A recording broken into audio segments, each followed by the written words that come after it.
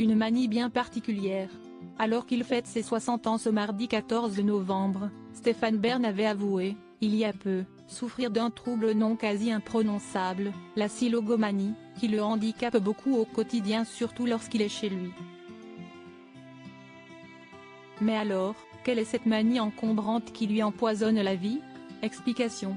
Si tout le monde connaît Stéphane Bern, visage incontournable de France Télévisions depuis de nombreuses années, s'y est-il d'abord pour ses grandes passions pour l'histoire et les familles royales.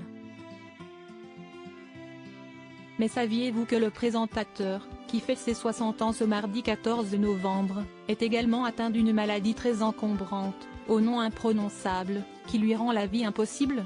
S'y est-il en 2020, auprès de nos confrères de Paris Match, qui l'avaient avoué.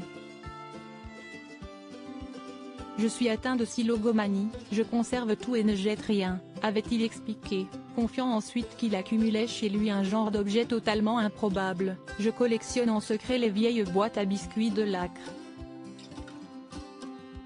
Celles où figurent les familles royales, notamment la famille royale belge. J'en ai une quinzaine. Une manie difficile à soigner, mais surtout difficile à vivre, en effet, s'y est-il très encombrant.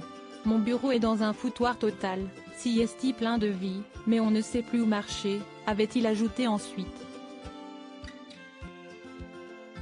On imagine que Yori, son compagnon, avec qui il vit dans un superbe domaine en plein cœur de la campagne, doit être moins fan de toutes ces boîtes de gâteaux qu'il doit supporter.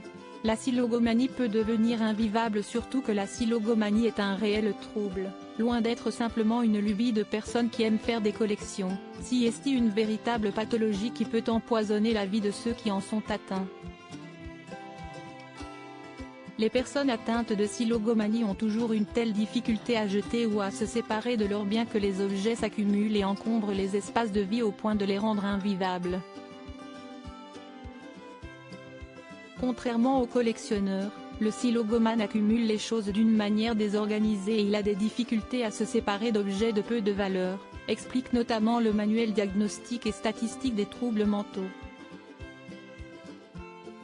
Le psychiatre Jérôme Palazzolo, dans Mieux vivre santé, avait quant à lui comparé ce trouble à un autre, encore plus grave, le syndrome de Diogène. L'espace vital de la personne finit par être saturé, affectant sa vie sociale au quotidien, elle n'accueille plus personne chez soi et ne se rend plus chez les autres, de peur de devoir ensuite inviter en retour. S'y est-il un facteur d'isolement majeur, avait-il expliqué.